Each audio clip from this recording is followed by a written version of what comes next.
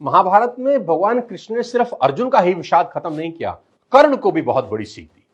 महाभारत में कर्ण भी भगवान कृष्ण को अपनी व्यथा सुना रहे हैं कि मेरी मां ने मुझे जन्म देते ही त्याग दिया, आचार्य द्रोण ने मुझे शिक्षा देने से मना कर दिया क्योंकि उनकी नजर में मैं क्षत्रिय नहीं था। द्रौपदी के स्वयंवर में मुझे अपमानित किया गया कि मैं राज परिवार का हिस्सा नहीं हूं। मुझे पूरे जीवन अपमान का घूंट पीना पड़ा।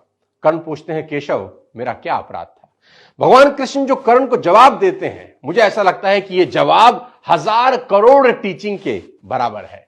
यह जवाब सीखने के बाद आदमी के पास हर सवाल का जवाब मिल जाएगा। जी हां, कृष्ण मुस्कुराते हैं और जवाब देते हैं कि हे सूर्यपुत्र, मेरा तो जन्म ही कारागार में हुआ। मेरे पैदा होते ही मृत्यु मेरी प्रतीक्षा कर रही थी। जिस रात मेरा जन्म हुआ उसी रात मेरे मां बाप से मुझे जुदा कर दिया गया और जहां पहुंचा वहां सब काम मुझे ही करने पड़े। गायें चराने से लेकर गोबर उठाने तक सब काम करता रहा। सिर्फ 2 दिन का था, मेरे ऊपर राक्षसों ने हमला कर दिया। मुझे बारंबार जान से मारने की कोशिश की गई। मेरा अपना सगा मामा मेरी जान का दुश्मन था।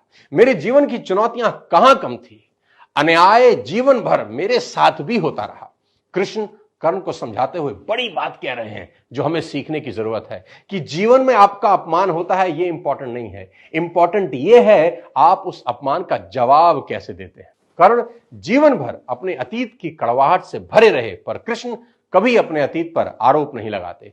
कर्ण पीछे की ओर देखते हैं और कृष्ण आगे की तरफ। कुदरत ने दोनों के साथ अन्याय किया, पर कर्ण यह अन्याय कभी भूल नहीं पाए और कृष्ण को यह अन्याय कभी याद नहीं आया।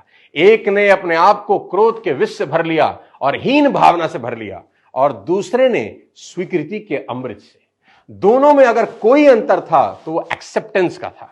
कृष्ण ने हंसकर अपनी नियति स्वीकार कर ली और कर्ण कभी अपनी नियति स्वीकार नहीं कर सके, और परिणाम में कर्ण अधर्म के पक्ष में लड़ते हुए अकाल मृत्यु को प्राप्त हुए। परिस्थितियों का चक्र चलता रहेगा। कई बार लगता है कि भाग्य ने धोखा दे दिया। ये चुनाव हम पर है कि हम कर्ण की तरह रोएं या कृष्ण की तरह जीवन को उत्सव में बदल दें। जीवन में रोने के लिए नहीं, हंसने के कारण ढूंढने हैं, क्योंकि जीवन तो भगवान का भी कहां सरल था। जीवन है तो समस्या होगी ही, समस्या है तो हल भी होगा।